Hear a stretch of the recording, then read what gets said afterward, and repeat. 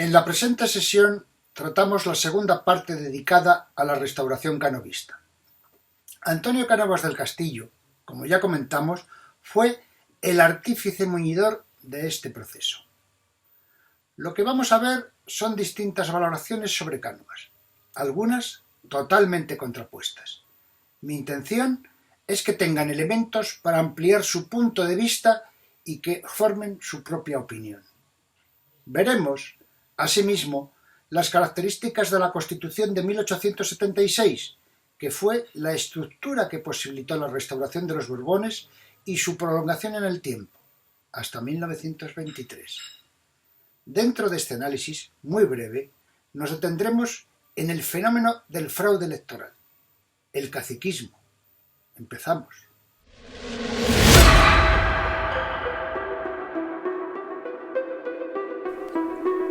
Comenzaremos con distintas visiones de la figura de Antonio Cánovas del Castillo. La primera que recogemos es la que realiza el periódico satírico republicano El Motín, por tanto oposición a Cánovas, que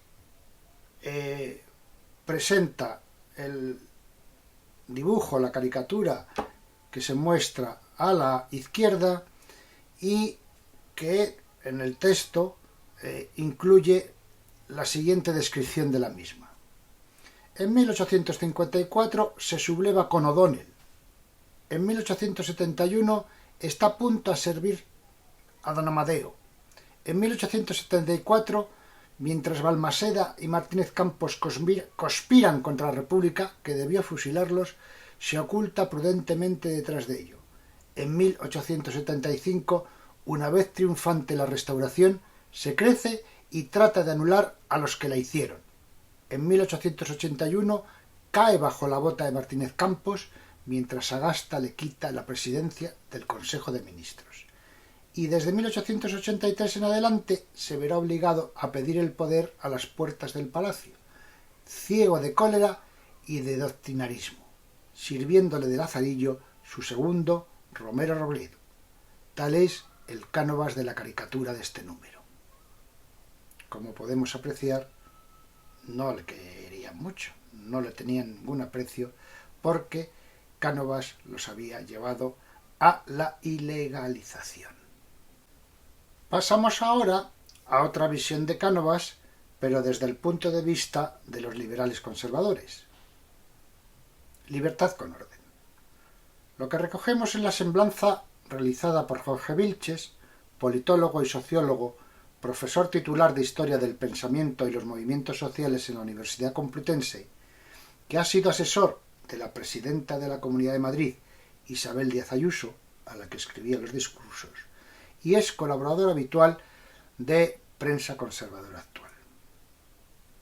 Dice Vilches: la herencia de Cánovas en la política española es el asentamiento del ideario liberal conservador y cuyo eclipse a finales del siglo XIX contribuyó a la crisis del siglo XX en una España cegada por los radicalismos antiliberales y la política de masas.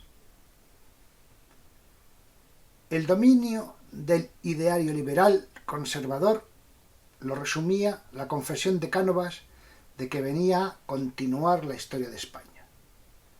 La revolución, añade, había sido el contrapunto al moderantismo isabelino y la restauración había de ser el siguiente paso en el camino de España hacia la libertad con orden.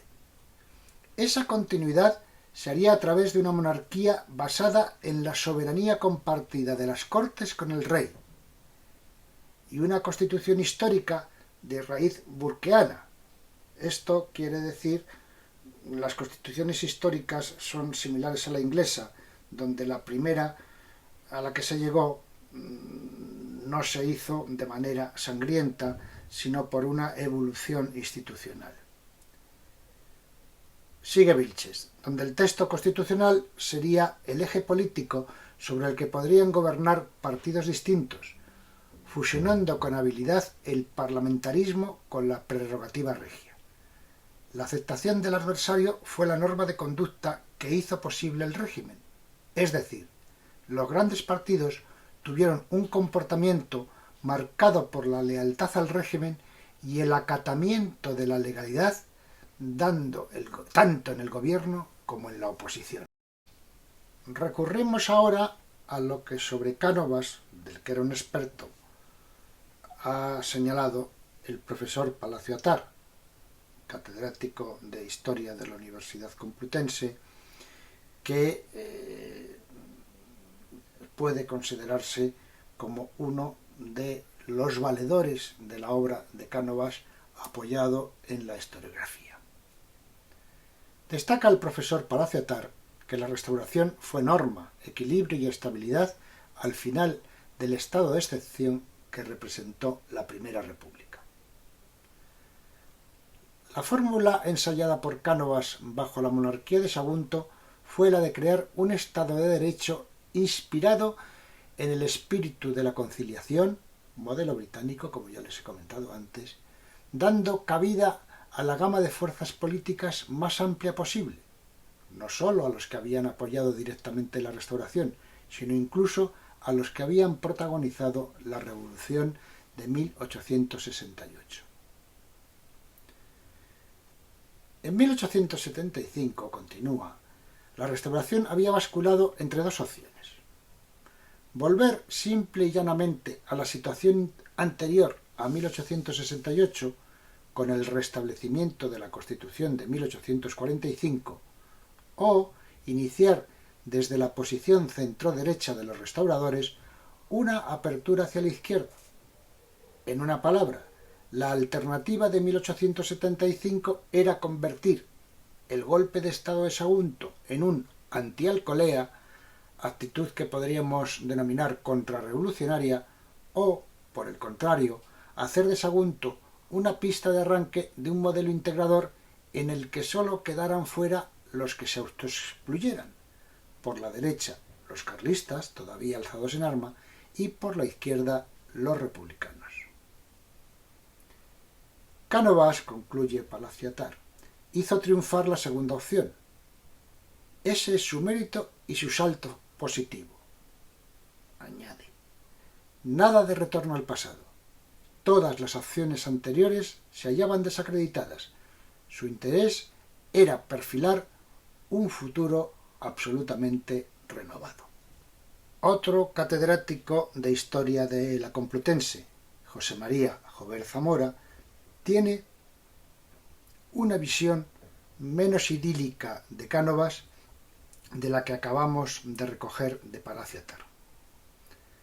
Advierte el profesor Jover Zamora que ni la Revolución de 1868, ni la monarquía democrática de Amadeo, ni la República Federal de 1873 habían llegado a alterar, menos aún a derribar, los sólidos fundamentos socioeconómicos de la vieja España isabelina.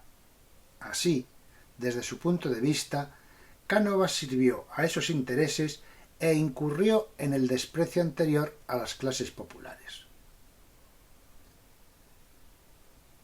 Lo que hace Cánovas es un nuevo partido, el Partido Conservador, en el que encuadra las fuerzas sociales de antaño representadas por el Partido Moderado y la Unión Liberal de O'Donnell, en los que se había apoyado el statu quo de Isabel II. Indica Jover que la clave de la consolidación del régimen se encontraba en la forja de un orden constitucional en el que se conjura el respeto extremo a las formas del sistema parlamentario y la cínica adulteración de sus esencias reales. Impuesta la disciplina en la prensa y en los partidos, las elecciones serán un trámite. Romero Robledo, el ministro de Gobernación artífice de los pucherazos, llenó el vacío real de las votaciones con una interpretación abusiva y trapacera de acomodo a las nuevas circunstancias. Romero Robledo, afirma Jover, sentó un pésimo precedente, la corrupción electoral, de la que se aprovecharon en mayor o menor grado los ulteriores ministros de la Gobernación. Lo que Cánovas no supo calcular es que los amaños y fraudes electorales, perpetrados en punible costumbre, se llegó a hacer un argumento contra la monarquía. La herramienta de Cánovas, concluye Jover, fue la nueva Constitución de 1876, que pretendía ser una síntesis de la Constitución moderada de 1845 y la democrática de 1869, con la peculiaridad de marcar una frontera tajante por la que se deja fuera de la legalidad todo partido, asociación o reunión que cuestionara que la soberanía era compartida, Cortes y Rey, frente a la nacional, es decir, a la soberanía del pueblo. Veamos ahora la Constitución de 1876. Hay que advertir previamente que hubo dos modelos de constituciones en la España del siglo XIX. Uno progresista, plasmado en las constituciones de 1812, 1837 y 1869, y otro conservador, recogido en las constituciones de 1834, 1845 y 1876. Las constituciones progresistas partían de la soberanía nacional y de un concepto racional normativo de la constitucional. Las moderado conservadoras partían de la soberanía compartida entre el rey y las Cortes y de un concepto histórico de constitución. Aquellos reyes, por la gracia de Dios, cedían parte de su soberanía, no toda, a los representantes del pueblo.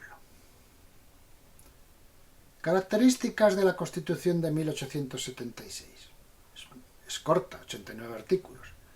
Promulgada el 30 de junio de 1876 y vigente, la más larga hasta ahora, hasta 1923, en que fue derogada con el golpe de Estado de Primo de Rivera y el inicio de su dictadura. En esas características, lo más destacado es la soberanía compartida entre las Cortes y el rey. Ello implica la negación de la idea de soberanía nacional. Esas Cortes son bicamerales. El Senado está compuesto por senadores por derecho propio, entre los que se encuentran los grandes de España, la jerarquía eclesiástica y la militar.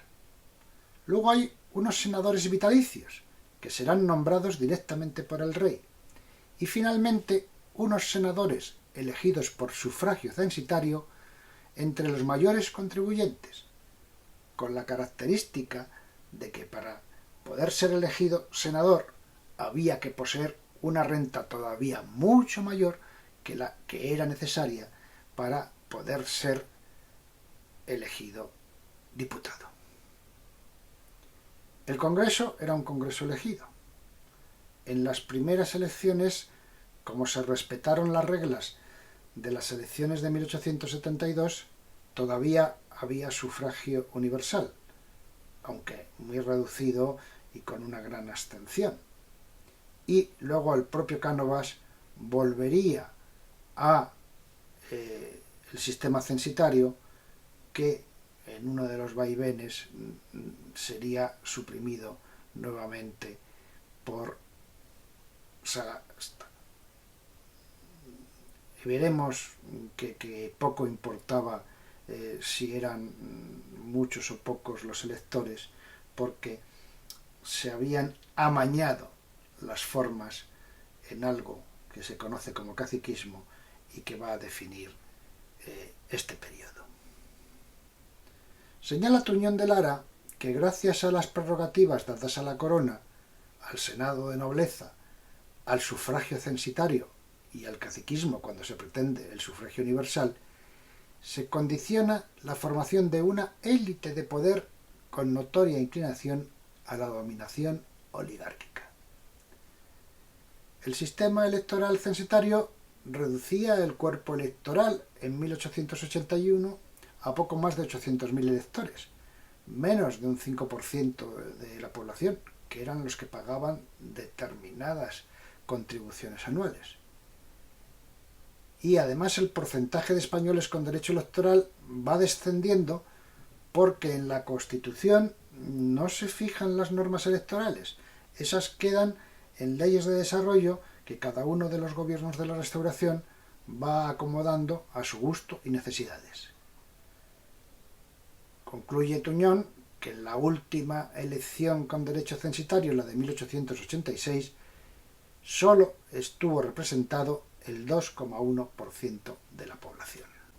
Más características de la Constitución de 1876. El rey queda definido como eje del Estado.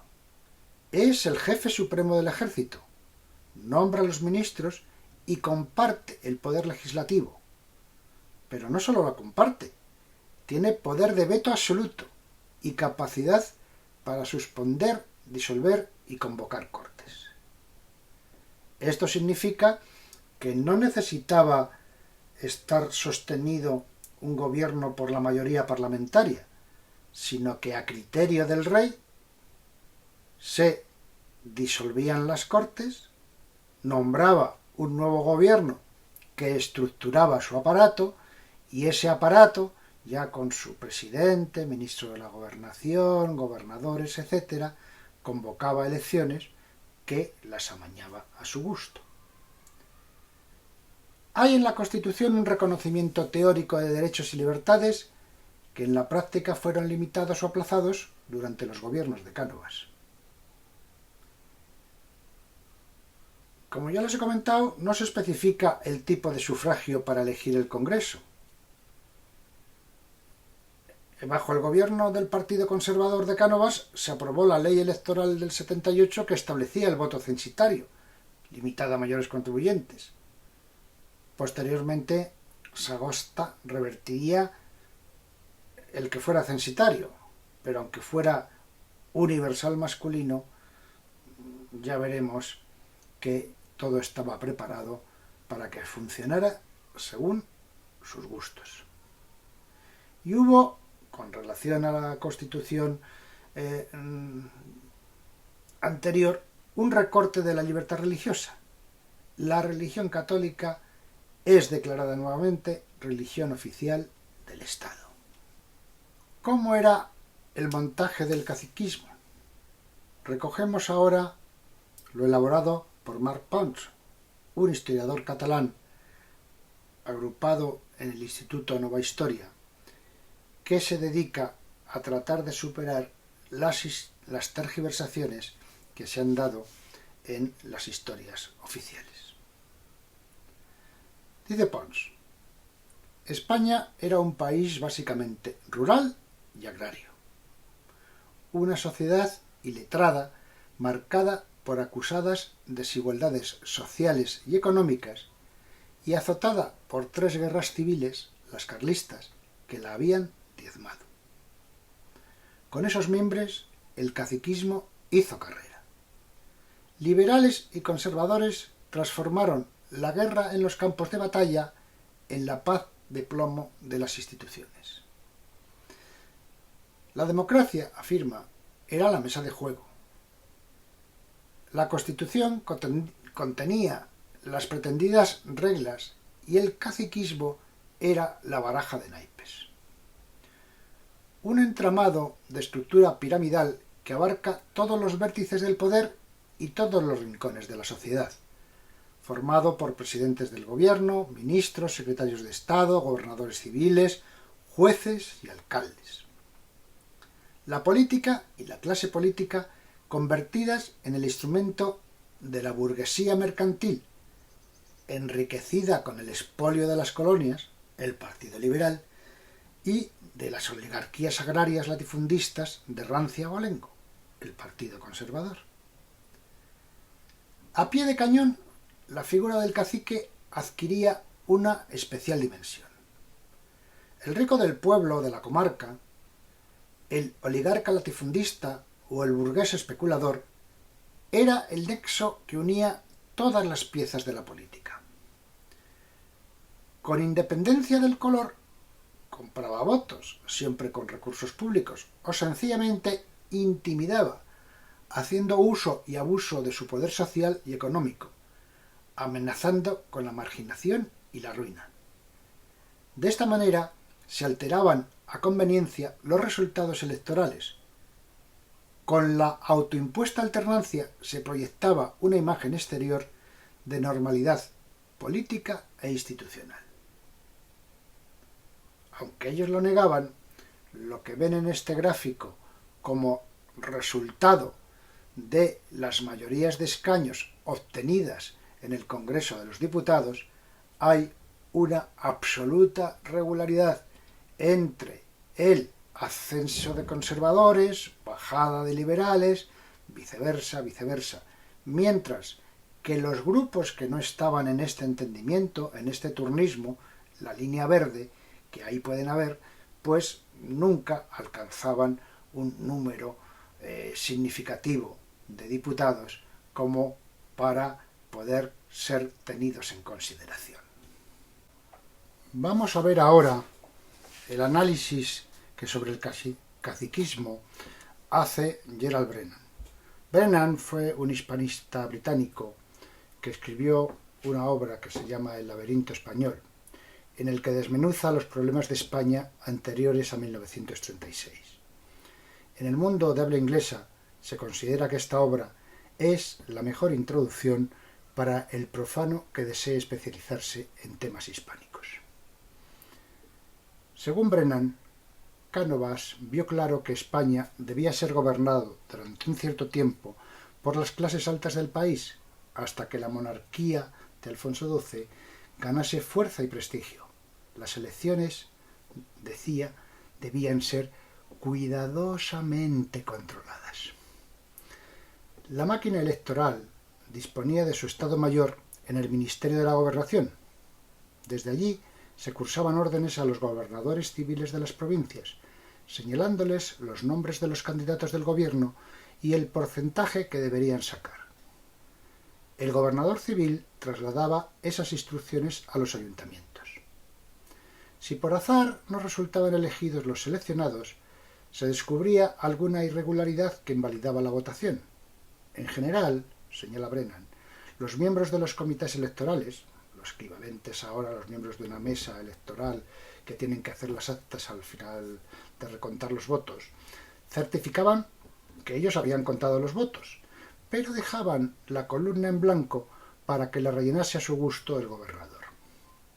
Si no resultaba posible, la policía excluía a los votantes que se le antojaban, algo que, por ejemplo, está pasando ahora en los estados del sur de Estados Unidos, donde impiden por todos los medios que voten los negros.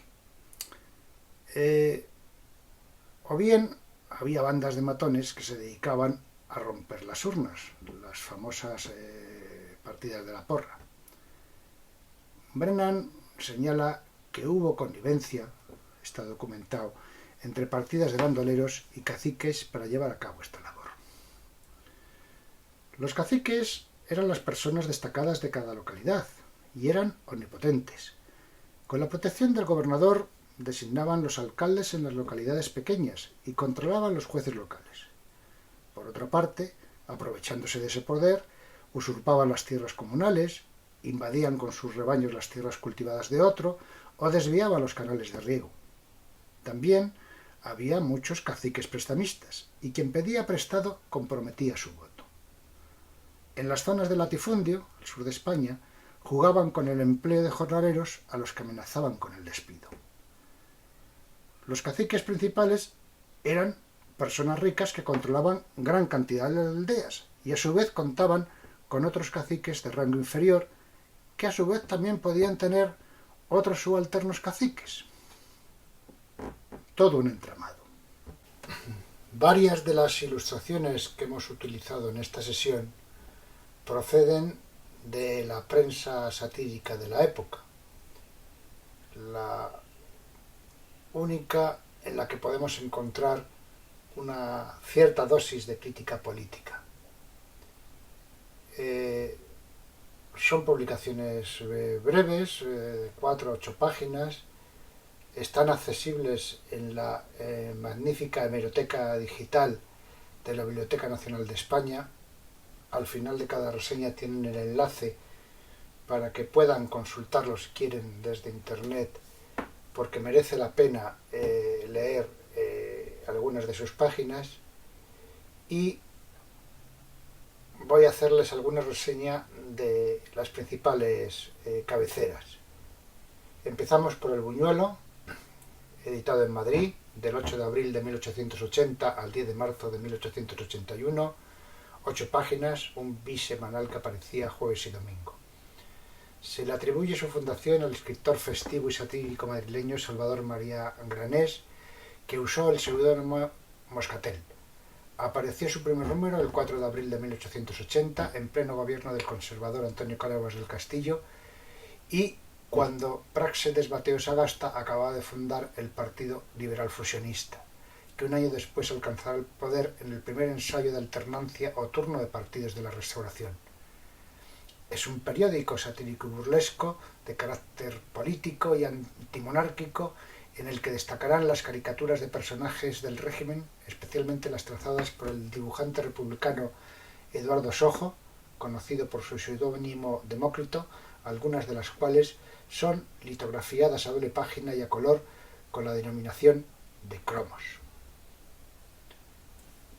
La siguiente publicación es El Motín, también de Madrid, que se editó del 10 de abril de 1881 al 11 de septiembre de 1926, 4 páginas, semanal, que aparece con el subtítulo de Periódico Satírico Semanal, el 10 de abril del 81, como les he dicho.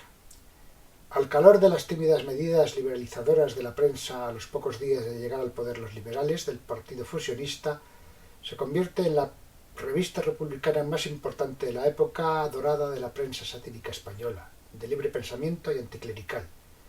En una época de florecimiento de las sociedades masónicas, librepensadoras y laicas, a las que también Serafín criticará la función autoritaria y adormecedora de la propaganda y de las actividades caciquiles eclesiásticas, en palabras del historiador José Álvarez Junco. Es fundada por el republicano federal y periodista de ideas avanzadas José Náquens, y le acompañan en la fundación el también periodista Juan Vallejo Larrinaga, que asumirá su dirección en su primera etapa, así como el destacado dibujante y caricaturista Eduardo Sojo, con el seudónimo Demócrito. Hablemos ahora de La Porra, periódico de Barcelona, que se edita entre el 23 de junio de 1881 y el 31 de diciembre del mismo mes, 4 páginas, es un semanal. Efímero semanario satírico ilustrado que nació con los nuevos aires de libertad para la prensa que trajo el gobierno liberal de Sagasta, quien sustituyó al conservador Cánovas del Castillo. Unos meses antes de la restauración borbónica, en 1874, se publicó otro periódico con el mismo título de La Porra, también en Barcelona, aunque se desconoce si los promotores de uno y otro eran los mismos. Fue especialmente crítico con Emilio Castelar, que había sido presidente de la Primera República Española y acabó aceptando la monarquía de Alfonso XII. Finalmente, les reseño Gil Blas, otra publicación de Madrid, que se editó entre el 29 de enero de 1882 y el 1 de junio del mismo año. 8 páginas que aparecía jueves y domingo.